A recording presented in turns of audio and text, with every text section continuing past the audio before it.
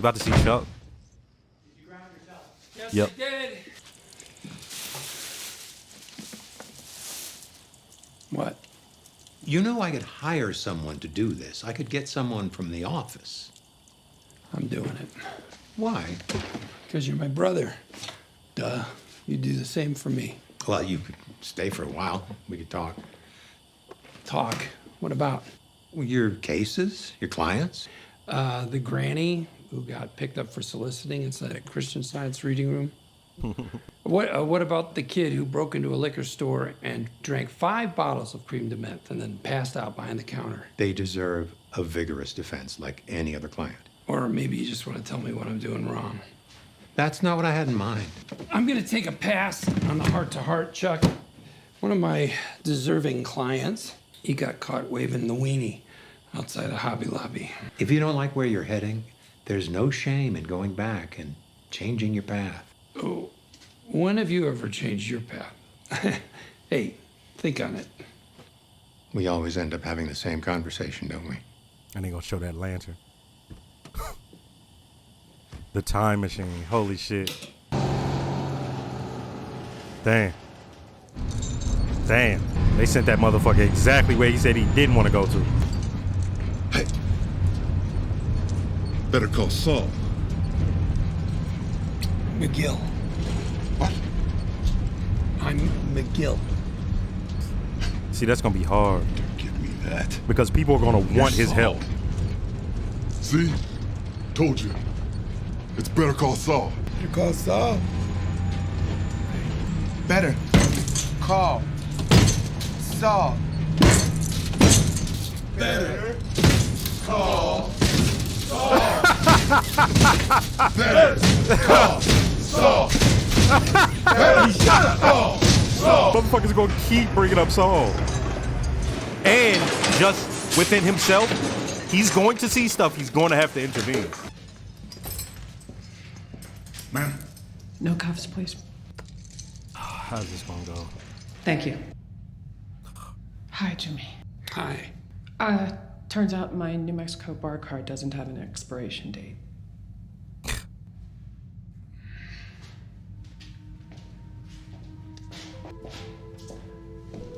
Oh, that's dope. Oh, they about to go up. If they stand up against the wall, it's gonna be fire.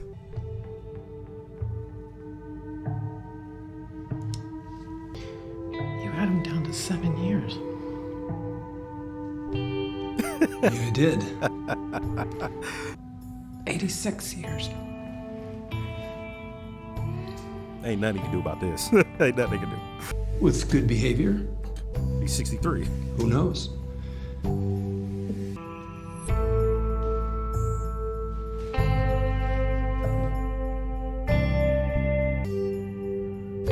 Hey, that's cool. That's cool how they did this.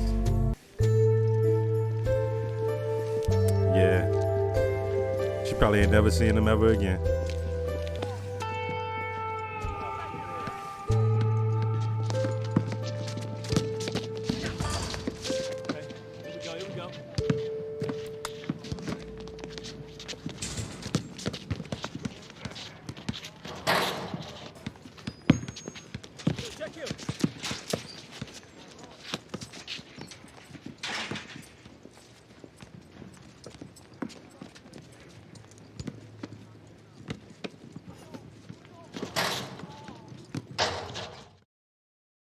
Damn. Okay, so I got a lot to cover. For those who have been watching my reactions since I started, y'all know I sort of come at my reviews of shows in a certain way, right? I take the reviews serious. Like you'll see, my reactions may not be all that serious. I laugh and joke. There are moments that catch me where I become serious, but my reviews, try to take them as serious as possible because I feel like you could go get a reaction anywhere, but me sort of expressing my views and how I see things and trying to figure it out, I feel like that's a little bit more thoughtful and it could be a little bit more entertaining for those who choose to watch it. Most people don't, right? But I come at this as a viewer with a few perspectives that I'm like viewing it with. And y'all have seen this in some sort if you've been watching my reactions. I always think about when it's a show that's been on for a while or is off the air, like when I watch Breaking Bad or those first few seasons of Westworld, I think about how the viewers originally viewed it when it initially came on, right? And I put myself in that place because as we watch it now, a lot of things have already entered into the mainstream and are like, by the time I got to Breaking Bad, I had already seen memes about it. There were things that I had, like jokes I had seen where, you know, you get some of the context just by how much it's been used. So once things are out there, I try to put myself, okay, how was it viewed when we first saw it? When the viewers, you know, first watched it, like, right? Like when it initially aired. Okay. The next thing is I try to think about how the showrunners and the writers are approaching it, right? Y'all hear me talk about that a lot. A lot of people do that. And so I do it also because that's just how I watch shit. That's like a family thing. Like me, my brother, my mom, my dad, but we watch shit. It's crazy. I'm almost built for this reacting shit. First off, black folks, we talk through everything. We be laughing, joking, cackling, you know. But then, you know, with my family, it was always like, well, we try to find some deeper meaning and all that. And if it's a character, well, what got it to this point? And if there's a story, well, what got it to this point? Right? So now that shows have sort of taken the realm of what that movies used to hold, we're able to explore that even more, right? Before, you basically pretty much were doing fan fiction when you had these movies and shit. But with this, you don't need no fanfic. They giving it to you how they want to give it to you, right? So I always try to look at what the showrunners were trying to express and what reaction they were trying to get out of the viewer, okay? If that was even what they were trying to do. And then the other thing is just me being present. How do I view the show and what am I taking in and what am I receiving, okay? All three of those viewpoints make me put this show up there with Breaking Bad. I don't want to go into whether it's better or not, but just the way I feel about this one, I would say, yo, like me, right? Somebody's like, hey, what you want to watch? I would say it like this: watch Breaking Bad and then Better Call Saul. Right? But the thing is, I would only do that to people I know would view it in a certain way, right? There's certain people who took certain things from Breaking Bad. And so we can understand why Better Call Saul isn't their cup of tea. But for us who like Better Call Saul, I mean, I rocked with this and I like what they did with this second half of the final season. Because pretty much all the way up until we get to this second half of the final season, you wouldn't have had to watch Breaking Bad, really. You could have followed it. Once we get to here, it becomes interesting in a whole nother way. Because now, not only in looking at the past, are we able to sort of put that final stamp on what Breaking Bad was, but we're also able to examine, you know, what got Saul to this point. And never forget where we at right now. They made it at the beginning of each season. They kept showing Gene in Nebraska, black and white. You know, this is post Breaking Bad, right? And it's like the is it the epilogue, right? Like it being in black and white. By the time I got to the end, I'm like, oh, this just wasn't about just Saul as Saul. It's about Saul as a character from Breaking Bad and everything that took place to get him to this point.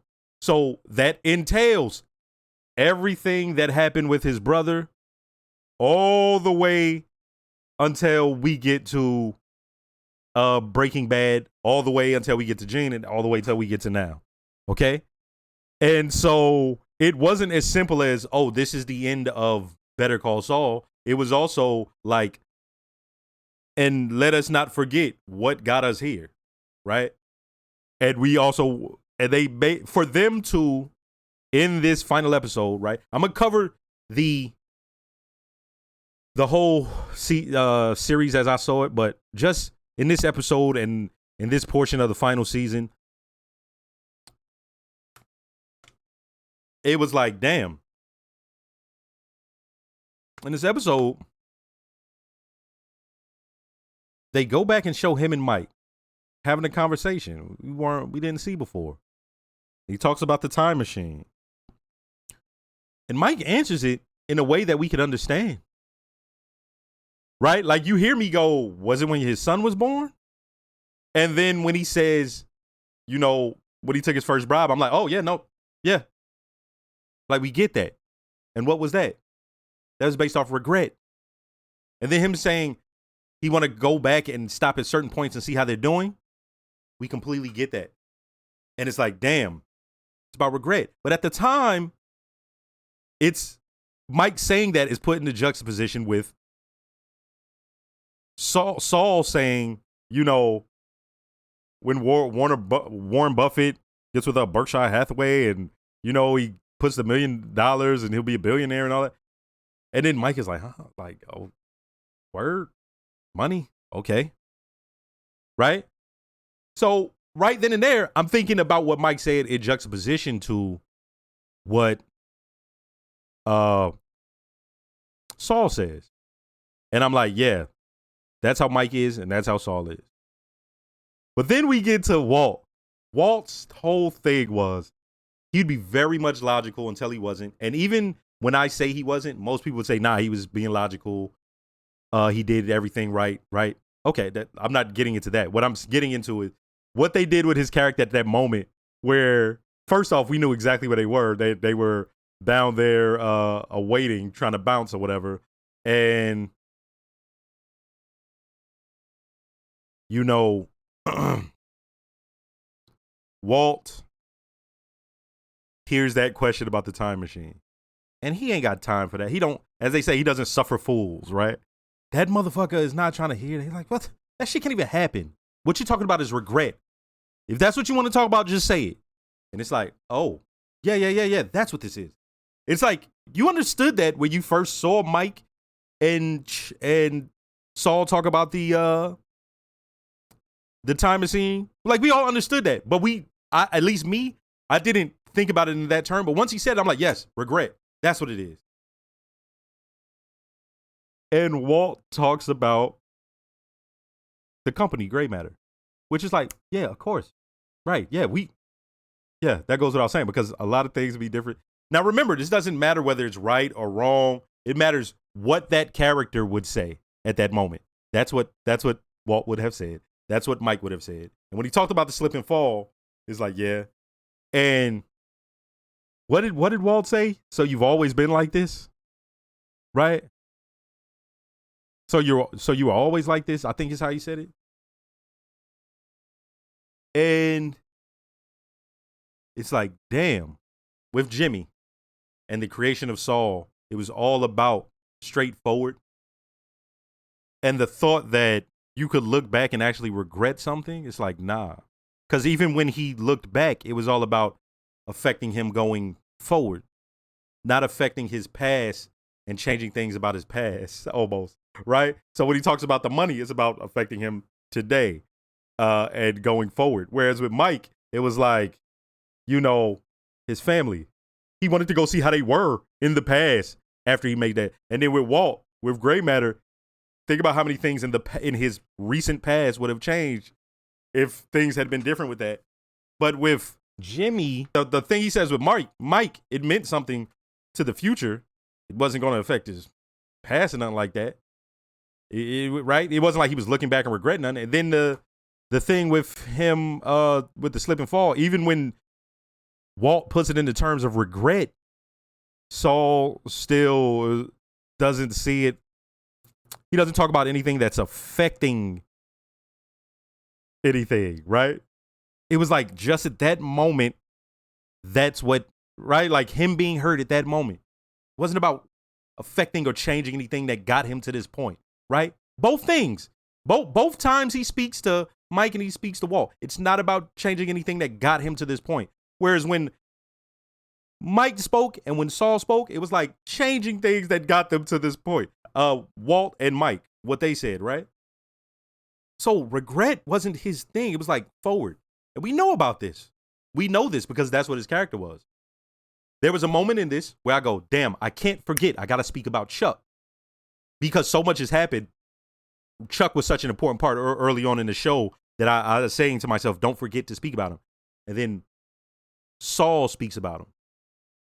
For them to show that sign and you hear it sizzling, it's like, that's fire.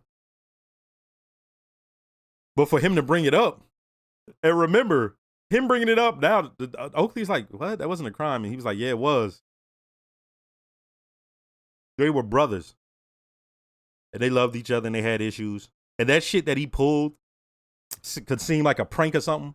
But, yo, he drove his brother mad. And my issue with this is, we got cognitive ability. There's certain things that are worse. If a man has mental issues and you're pushing him away from something that is the only thing he cares about, the only thing he knows and is good at, and you know he has mental issues, yeah, that's worse than what, I'm sorry. It pushed him over the edge to the point where he killed himself.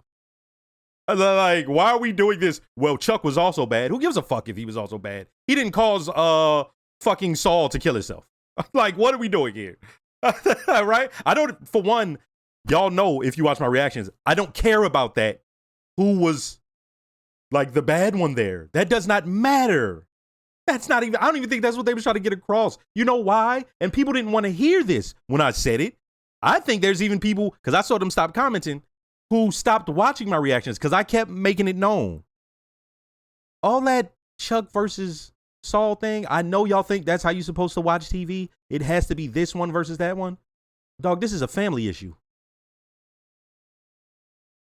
This is a family issue. And it got so bad that one of them drove the other one to what they did.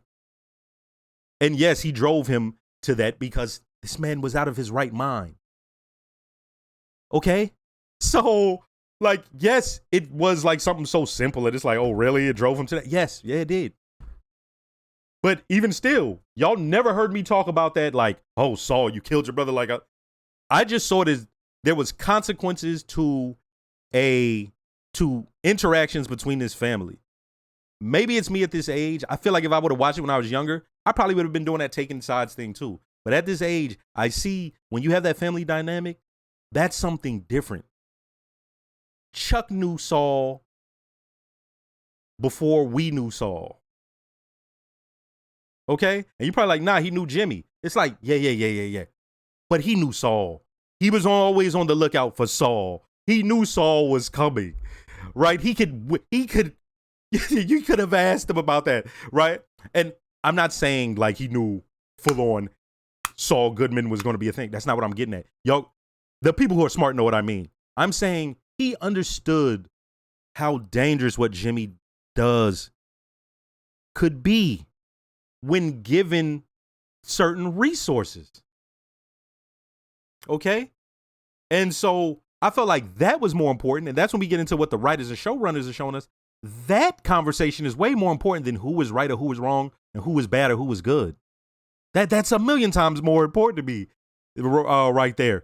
And that's why by the time we get to the end of Breaking Bad, I understood, oh, there's a portion of the people who watched it who view it like me. But then there's another portion who it's all about the characters. They almost don't even, the story is just for them to say why they like a character and why that character was correct. They barely care about the story and what the showrunners would try to show us. Right? So once we get to him speaking about Chuck and in the courtroom speaking about his regrets, I'm like, shit. And so when he speaks about what Walt did, early on. First off, let's talk about it in the show. When he speaks about, I was getting hyped. First off, when I saw Marie, I was like, wait, where I know her from? Because my mind was focused on this. And then when I was like, oh, shit, I knew it was about to go down. But I still don't understand what was going to take place. But all I knew was there was about to be a Saul moment. And so when he did what he did, I'm like, oh, shit. Because remember, the thing about this is, if they are saying this whole situation was so bad, they still got to get whoever's the only guy they can get and put him away for so many years, that would mean the people who was actually physically doing it were some vicious, terroristic scumbag motherfuckers who you should fear. And we're talking about Walt. So when Saul says what he says, they completely understand, like, ah, shit. We are saying this was some sort of criminal mastermind who, caused all these deaths and did all that. So if a person says, yo, he had me scared and I ended up having to work for him, the people would believe that. They'd be like, oh, yeah, y'all are telling us this is one of the worst motherfuckers in the whole Southwest. Ended up getting federal agents killed and killing federal agents and killing motherfuckers and serving meth to the Southwest and getting rid of other criminals. So if you're saying that, and this guy worked for him, and all he is a lawyer, y'all not telling us that he actually killed anyone. Y'all just telling us he was an accessory. So if he comes and tells us, I was terrified, only needs one. So everybody else can be like, hey, that's bullshit. But there's one who's going to think like what I said. Okay? At the very least. So they be like, fuck, we can't take that chance. Because they got Marie sitting right here. Right? At the very least, they like, yo, we got to get him on something. We cannot let him leave it. Okay. And take that chance and go to a trial. All right. So when Marie says what she says, I'm like, that's dope. Because now, when we talk about what the showrunners did, they managed to wrap the show up and sort of bring it full circle. And like I said, this is like an epilogue for Breaking Bad, the black and white parts. For her to say that, it's like, oh yeah. And then for Saul to handle it how he handled it, I'm like, yes, let's go. Let's go. I was hype about it because I'm like, that's what I'm talking about. That's what I'm here for. Okay. But then he tried to push it. He didn't even realize that Kim had did what she did. But he made sure to do something so he could get Kim to show up. It hit him. And so when he's there with Oakley, which was cool, and, he's speaking about these regrets, like, man, yeah, I made millions. I could have, everything he did, it wouldn't have gone through if it wasn't for me. That's facts. People, man, they forget this. Like and that's why, I don't know. Everybody in that story, I didn't like none of them, but all of them were fucking dope when it comes to how they were written. None of us should ever forget. All that shit Walt did, Saul is an enabler. Saul had guys. He had connects. He made sure that things were running smooth. He would talk them out of doing shit. He would talk them into doing shit. Right? Remember, we saw they did that throwback where he walks to the school, and we remember that where he arrives to the school. And everything goes into place. Right? Talk about regrets here. Then we speak about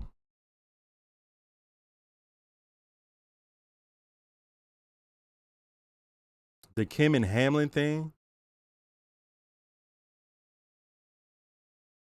It was fucked.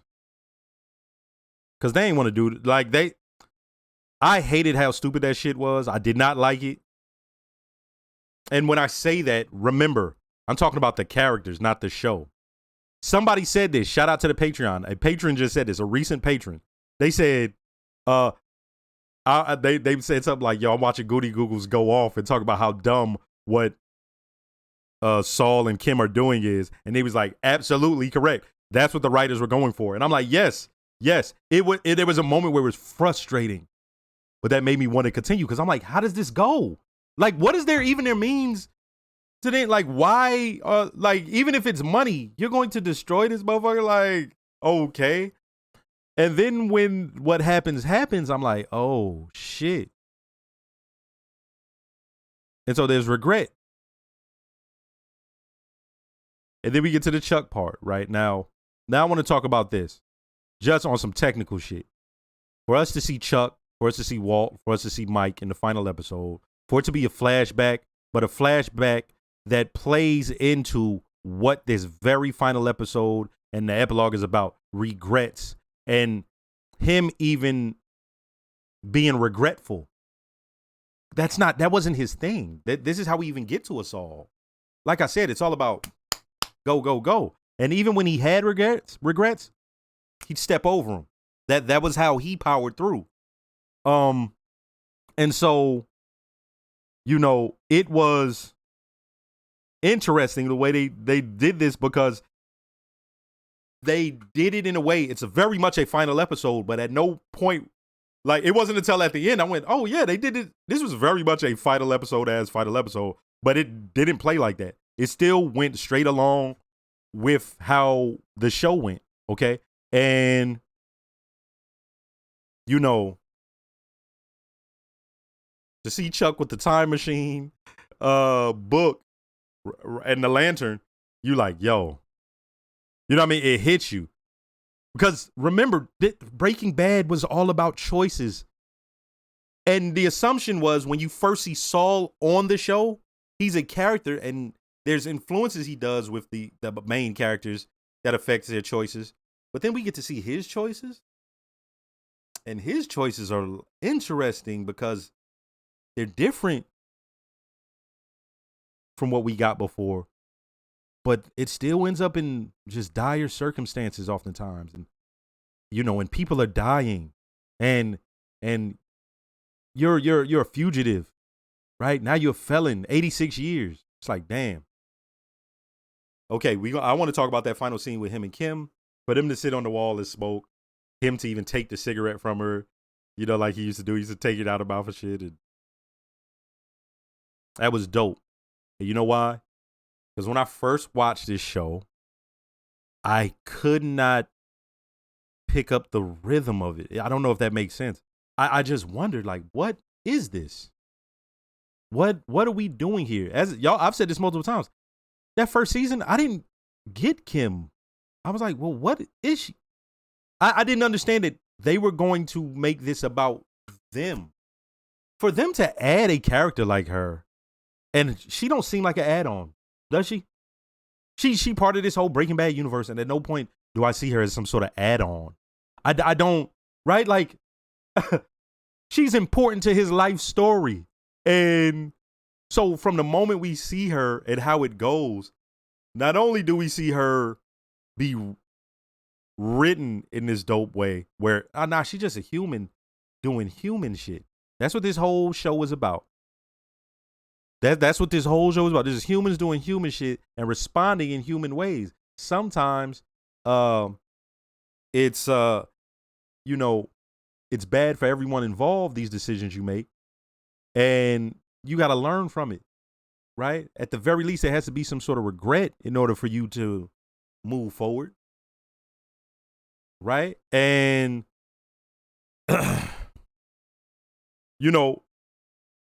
you couldn't read her. For me, it's important that we didn't see fully how she was raised until we did, because it had me wondering, well, man, I just assumed, okay, this is just her straight up being a human and all that. But having shoplifting in her blood, but it being something that she fights against. I mean, she a stone cold lawyer. She been putting in work. But that's still within her. It's like, so this whole time, they should have never been together. You're like looking back on it, it's like, oh no, this was always bound to end up this way. Right? It's like I say, it's like a tornado effect. He's that high strung, high pressure motherfucker. She's that low pressure motherfucker. Like, nah, I think we should do this. He's like, wait, we got to do this, right? It's like, it was just interesting what they did with Kim. And it's not about me liking or disliking her. I just fuck with what the story did and how they showed her as a human, where motherfuckers are not, it's deeper than not being perfect. It's people are who they are and they're formed a certain way. And even well into adulthood, I mean, these motherfuckers was in their 40s. Well into adulthood, they still, are making decisions and finding stuff out to the point where Kim is finally where she wants to be and doing what she wants to do. All right, now let's go through the full series. Like I said, when I first watched it, the rhythm was like, okay, so this is what this is. All right, I'll rock with it. So because these shows are taking the place of like feature films, they're allowed to explore more shit, and they're creating actual worlds. Right? Now, the thing with movies is a lot of it was our imagination still, because you was only getting 2 to 2.5 hours. So it was still about imagination. But with this, the writers are like, no. You don't need no fucking imagination. We're going to tell you how it is. We're going to show you what they are, right?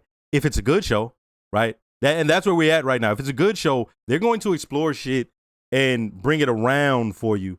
Some of them still get caught up. Some of these shows still get caught up on, it just has to be entertaining. And then next thing you know, we're doing the same thing that we did the first season. And I'm trying to figure out why. Some of y'all know what I'm talking about. And what we got here was a prequel that was done in its own right. And as I said, I'm so interested in the fact that people watch this over time. And what happened with Chuck must seem so long ago. Because even for me watching it, it's been under a year. That seems so long ago. And, it took a while for him to get to Saul. You kept wondering, what happens with Saul? We kept asking that. How does he get to Saul? What happens to Kim? Right? It's like, damn. And if that wasn't, this is what's crazy about that. Those are the two questions. Okay, boom. And they could have just had that, but they like, no. Remember, he knows Mike. And Mike works for Gus. Let's show that also. So we think we understand how this is going to go. And we just kept seeing setbacks.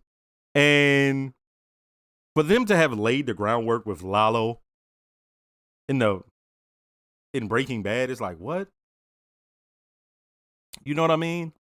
And, with Don Salamanca and his cousins and, and Varga, Nacho, it's like, damn, what they did with those characters, like with Nacho, that was such a tragic fucking figure, because you had Mike talk about his son and how like he was with these wolves and he got fucked over because he was one of the good ones. But Nacho, that's not what Nacho was. That's the most fucked up thing about it. Nacho was so worried about his family, his father. And, Gus used that as a weakness. That's one of the issues is like, we saw in this show how the family unit could be strength with the Salamancas. But then we saw for like Varga how it was like, damn, it was a weakness. The fact that he didn't want his father out there, just out there. And Gus used that against him. And once again, we get into this human element. Mike works for Gus, right? Did Mike agree with it? Mike still had to go along with shit though, right? Why? He got a family. But at the end of the day, what did he do? He went and spoke to Nacho's dad. And that was such a dope thing because Nacho's dad was like, man, y'all think that revenge shit is justice? Like, and I want you to think about that. Why? Because Mike, remember, he went and got his vengeance for his son. So he knows that doesn't fix anything. He knows that personally. Did he sleep better at night because he killed them motherfuckers? No. He was still going through it. He was flipping on his granddaughter, all that shit. And so when when Nacho's dad says what he says, Mike knows. Right? And then before we get to that situation, we have Ziegler?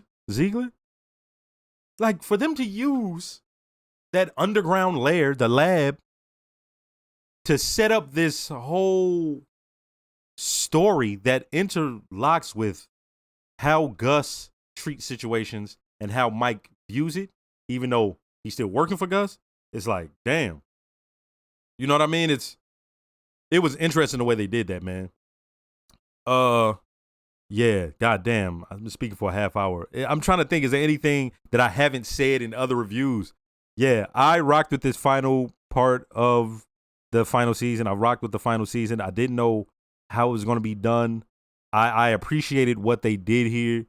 Like, this almost, as a series, almost was like some sort of independent film from the 90s, right? With the music, sort of the coloring, the dialogue. It just reminds me so much of that.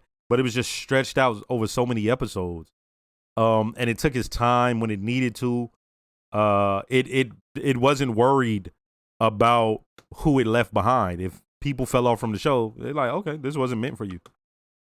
That's a fact. Like, you weren't understanding it anyway.